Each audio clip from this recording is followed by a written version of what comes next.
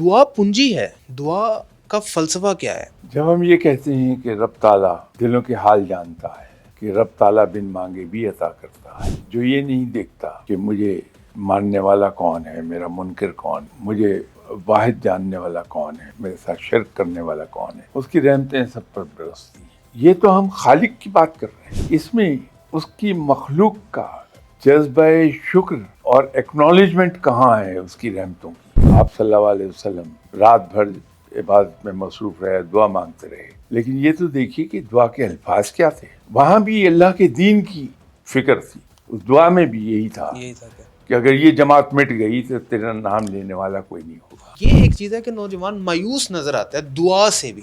آج کا نوجوان آج سے 60-70 سال پرانے نوجوان کی نسبت بالکل مختلف ہے۔ آج کے نوجوان کی ایکسیس پوری دنیا میں ہے، اس کو ایک سالڈ ایکسپلینیشن چاہیے، وہ ہم اسے نہیں دیتے ہیں۔ کیا انسان کو اپنی خواہشات پر قابو رکھنا چاہیے یا پھر خواہشات کم کر دینی چاہیے یا کرنی ہی نہیں چاہیے خواہشات؟ کیونکہ اللہ نے تو لکھ دیا ہے جو اس کے نصیب میں وہ تو اسے ملے گا۔ جناب حضرت علی کرم اللہ وجہہ، آپ نے ایک سوال کے جواب میں یہ فرمایا تھا کہ میں نے اپنی ضروریات اتنی کم کر لی کہ میں امیر ہو گیا۔ خواہشات کو اگر ہم کنٹرول کر پائیں تو پھر فرسٹریشن کم آتی ہے۔ اشرف المخلوقات کا کیا فلسفہ ہے؟ انسان کو رب تعالیٰ نے اس زمین پر اپنا نائب بنا کے بھیجا ہے، انسان کو عقل بھی عطا فرمائی ہے، علم بھی عطا فرمایا ہے، اختیار بھی عطا فرمایا ہے اور مجبوری بھی دی ہے۔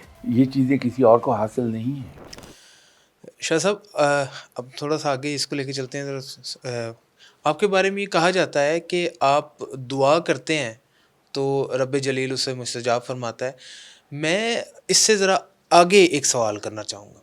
میں یہ سوال آپ سے کرنا چاہوں گا کہ حضرت علی کے ایک صحابی ہیں جناب کمیل، ان کی ایک دعا ہے، دعائے کمیل، یا سری الرضا اغفر لمن لا یملک الدعا، اے جلدی راضی ہو جانے والے میرے معبود مجھے بخش دے، میرے پاس کوئی پونجی نہیں ہے بجز دعا کے۔ دعا پونجی ہے، دعا کا فلسفہ کیا ہے؟ وہ رب جو سب کچھ جانتا ہے، وہ جسے پتہ ہے کہ میرے اس بندے کو یہ چاہیے، اچھا مالک کی نشانی تو یہ ہے کہ وہ لبوں پہ آنے سے پہلے عطا کر دے۔ تو یہ دعا کا فلسفہ کیا ہے؟ یہ اس طرح کرنے کا پھر کہاں ہمیں کہا گیا؟ جب ہم یہ کہتے ہیں کہ رب تعالیٰ دلوں کے حال جانتا ہے، جب ہم یہ کہتے ہیں، تسلیم کرتے ہیں کہ رب تعالیٰ بن مانگے بھی عطا کرتا ہے، جب ہم یہ سوچتے ہیں کہ رب کی رحمتیں بے پایہ ہیں اور وہ ایسا رحیم و کریم ہے، ایسا رحمان ہے جو یہ نہیں دیکھتا کہ مجھے ماننے والا کون ہے، میرا منکر کون ہے، مجھے واحد جاننے والا کون ہے اور میرے ساتھ شرک کرنے والا کون ہے، اس کی رحمتیں سب پر برستی ہیں۔ یہ تو ہم خالق کی بات کر رہے ہیں، جی، رب کی بات کر رہے ہیں، جی، اس داتا کی بات کر رہے ہیں جو اپنی مخلوق کے لیے بڑا بے پناہ مہربان ہے۔ اس میں اس کی مخلوق کا جذبہ شکر اور ایکنالجمنٹ کہاں ہے اس کی رحمتوں کی؟ شکر۔ تو اس کی ایکنالجمنٹ یہی ہے کہ رب کے حضور ہمیشہ دست سوال دراز کیا جائے، لیکن یہ ایک علیحدہ سے سوال ہے کہ ہم سنت پر عمل کرتے ہیں اور رب سے دنیاوی دعائیں نہیں کرتے بلکہ دوسری دعائیں کرتے ہیں۔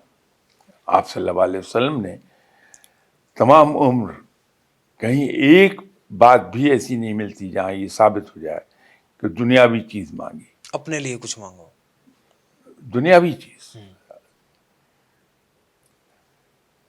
ہو سکتا ہے کہ کوئی صاحب غزوہ بدر کا واقعہ کوٹ کر دیں کہ آپ صلی اللہ علیہ وسلم رات بھر عبادت میں مصروف رہے، دعا مانگتے رہے، لیکن یہ تو دیکھیے کہ دعا کے الفاظ کیا تھے. وہاں بھی اللہ کے دین کی فکر تھی، اس دعا میں بھی یہی تھا یہی تھا کہ اگر یہ جماعت مٹ گئی تو تیرا نام لینے والا کوئی نہیں ہوگا. وہاں دنیاوی غرض پھر بھی نہیں تھی. پھر بھی نہیں تھا. تو اس سنت پہ عمل کیا جائے اور رب تعالیٰ سے اس کا رحم مانگا جائے، اس کی رحمتوں کا سوال کیا جائے، اس سے مغفرت کی التجا کی جائے، یا ہم دنیاوی چیزیں مانگتے رہیں. یقینی طور پہ ہم محتاج ہیں رب تعالیٰ کے ہر چیز کے لیے، اور رب سے ہی مانگنا چاہیے. لیکن ایسا نہیں ہے کہ صرف دنیائی دعائیں مانگی جائیں. تو ہم اس سے اس کا رحم بھی مانگ سکتے ہیں، اس کی رحمت بھی مانگ سکتے ہیں، مغفرت بھی مانگ سکتے ہیں. اس سے دعا مانگنا ہماری بندگی کی نشانی ہے، میں تو یہ کہوں گا. شاہ صاحب، نوجوان نسل جو ہے وہ ابھی جیسے آپ نے یہ بات کی ہے، تو میرے اگلے سوال کا جواب آپ نے پہلے دے دیا، لیکن پھر بھی میں ایک سوال آپ سے کرنا چاہتا ہوں. نوجوان نسل شدید قسم کی ڈپریشن، انگزائٹی میں ہے، اور اسی حوالے سے جو ابھی کی جو ریسرچ ہے وہ یہ کہ 40 سال مکمل نہیں ہوتے اور دل پکڑ کے بیٹھ جاتے ہیں نوجوان، اور دل کا جو ہے وہ انجیوگرافی وغیرہ سارے نظام ہے، اور پھر کئی تو ایسے ہیں کہ جو خالق حقیقی سے جا ملے. وہ شدید ڈپریشن ہے. لیکن یہ ایک چیز ہے کہ نوجوان مایوس نظر آتا ہے دعا سے بھی. تو دعا کیا دروازے کھولتی ہے، مایوسی کے دروازوں کو ختم کرتی ہے؟ لیکن آپ نے کہا کہ اپنے لیے کہ اپنے علاوہ خیر کی دعا اور مانگنی چاہیے. دیکھیے، نوجوانوں کو شاید الزام نہ دیا جا سکے، اس کا تمام تر جو برڈن آف ریسپانسبلٹی ہے نوجوانوں کی اس کیفیت کی، وہ میری نسل پر آتی ہے. اچھا. ہم لوگ نوجوانوں کو اس طریقے سے بتا ہی نہیں پاتے جو زبان وہ سمجھیں گے. آج کا نوجوان آج سے 60-70 سال پرانے نوجوان کی نسبت بالکل مختلف ہے. آج کے نوجوان کی ایکسیس پوری دنیا میں ہے، پوری دنیا میں بالکل تمام دنیا اس کی فنگر ٹپس پر ہے کہ انٹرنیٹ پہ جا کے ایک کی اسے پریس کرنی ہے، کسی جگہ بھی اسے ایکسیس مل جائے گی. اس کا ایکسپوئر بہت ہے، اور اس ایکسپوئر نے جہاں اسے مینٹل ہورائزن اس کا براڈن کیا، وہاں اسے لاجیکل مائنڈ بھی دے دیا ہے. واہ. اب وہ صرف لاجیکل گفتگو کو تسلیم کرتا ہے، اس کے علاوہ کسی بات کو تسلیم کرنے کو تیار نہیں ہے. اس میں فلسفہ بھی ہے. آپ کسی نوجوان سے بات کر کے دیکھیے، لاجک پہ بات کر رہے ہیں. ادھر سے جو سوال آئیں گے وہ سارے کے سارے فلسفہ آپ سے ڈسکس کرے گا، فلسفی کو، لیکن بڑے لاجیکل گراؤنڈز پر ہوگا. اس کو ایک سالڈ ایکسپلینیشن چاہیے ہر چیز کی، وہ ہم اسے نہیں دیتے ہیں.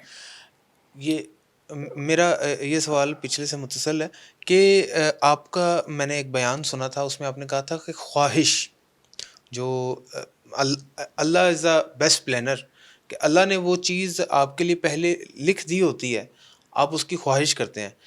تو وہ بھی ذرا بتا دیجیے گا کہ آپ کے مرشد کے ساتھ جو بات چیت ہوئی تھی، اور اس میں آپ جو خواہش ہے انسان کی، کیا انسان کو اپنی خواہشات پر قابو رکھنا چاہیے، یا پھر خواہشات کم کر دینی چاہیے، یا کرنی ہی نہیں چاہیے خواہشات، کیونکہ اللہ نے تو لکھ دیا ہے جو اس کے نصیب میں ہے وہ تو اسے ملے گا.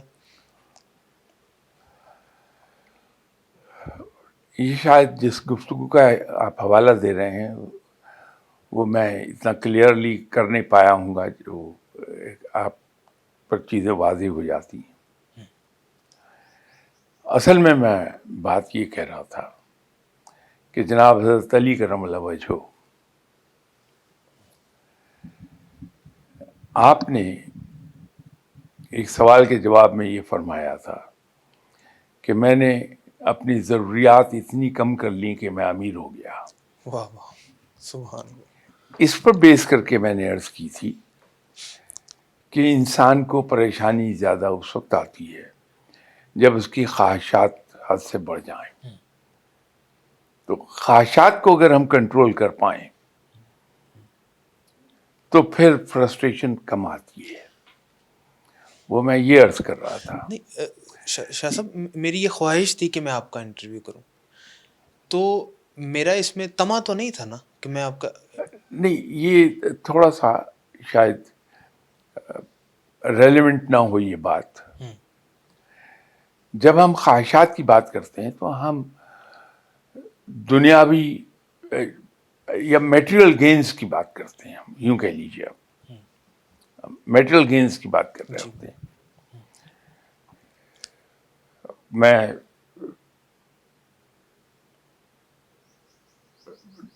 تعلیم حاصل کر کے آیا ہوں جو کہ میں نہیں کر سکا، میں تو ان پڑھ آدمی ہوں.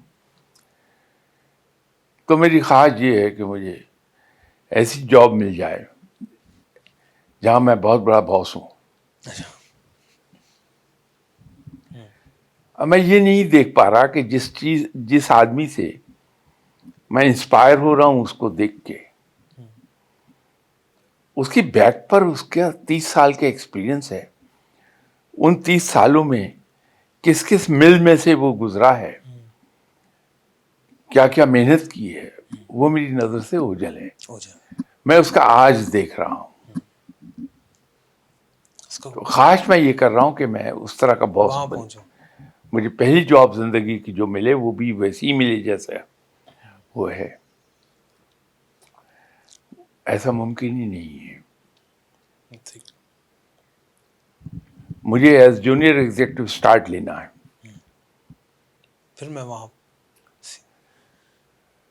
صحیح کرنی ہے. اسی طرح میری خواہش یہ ہوگی کہ مجھے بہترین گاڑی مل جائے. رب تعالیٰ اپنی رحمت کے صدقے مجھے عطا کر دیتا ہے کرولا. پسند ہی نہیں آتی کہ میرے پاس تو ایس کلاس مرسڈیز ہونی چاہیے، بی ایم ڈبلیو ہونی چاہیے، رولز رائس ہونی چاہیے. وہ بھی سواری، یہ بھی سواری. اسی طرح ایک بڑے گھر کی نوکر چاکر جس میں ہوں، اس کی خواہش میں وقت سے بہت پہلے کرتا ہوں. تو یہ جو خواہشات ہیں جو میں وقت سے پہلے کر رہا ہوں وہ مجھے فرسٹریٹ کرتی ہیں جب حاصل نہیں ہوتی، اور پھر میں ڈپریشن اور انگزائٹی کی طرف جاتا ہوں. شاہ صاحب، آخری سوال ہے میرا، لاسٹ کوشچن ہے. میں آپ سے یہ جاننا چاہوں گا کہ انسان اشرف المخلوقات ہے. کیا تمام آدمی اشرف المخلوقات ہیں؟ اور اگر آپ نے شروع میں کربلا کے بات کی تو ذرا میدان کربلا میں ہی جاتے ہیں کہ ایک طرف تو 9 لاکھ آدمی ہیں اور ایک طرف 72 انسان ہیں، اور ان میں ایک گھوڑا ہے جو نصرت امام میں نیزے اور تیر کھا رہا ہے. کیا وہ گھوڑا اشرف المخلوقات نہیں کہلایا جانا چاہیے، اور وہ جو آدمی ہیں وہ درندے کہلائے جانے چاہیے؟ اشرف المخلوقات کا کیا فلسفہ ہے؟ سورہ 3 کو پڑھیے، اس میں رب تعالیٰ یہ فرما رہا ہے کہ میں نے انسان کو بہترین تقویم پر پیدا کیا. اب جو بہترین تقویم پر پیدا ہوا وہ دوسروں سے یقینی طور پہ اشرف ہوگا. اسی بنیاد پہ اسے اشرف المخلوقات لوگ کہتے ہیں. پھر انسان کو رب تعالیٰ نے اس زمین پر اپنا نائب بنا کے بھیجا ہے. کسی اور کو نائب نہیں بنایا ہے. انسان کو عقل بھی عطا فرمائی ہے، علم بھی عطا فرمایا ہے، اختیار بھی عطا فرمایا ہے، اور مجبوری بھی دی ہے. دونوں چیزیں ہیں. تمام احساسات. یہ چیزیں کسی اور کو حاصل نہیں ہیں. تو اگر یہ کہا جاتا ہے کہ انسان سپیریئر ہے دوسری تمام مخلوقات پر، تو وہ اسی نسبت سے کہا جاتا ہے. اس گھوڑے کو یقینی طور پر ایک نمایاں حیثیت حاصل ہے دوسرے گھوڑوں پر، واہ واہ. اس لیے کہ اس پر جناب حضرت امام حسین رضی اللہ تعالیٰ عنہ نے سواری کی تھی، اور اس گھوڑے نے اس جنگ میں زخم بھی کھائے تھے لیکن ثابت قدم رہا تھا. بالکل. اس وجہ سے دوسرے گھوڑوں میں ایک فضیلت تو رکھتا ہے لیکن انسانوں پر نہیں ہے. انسانوں پر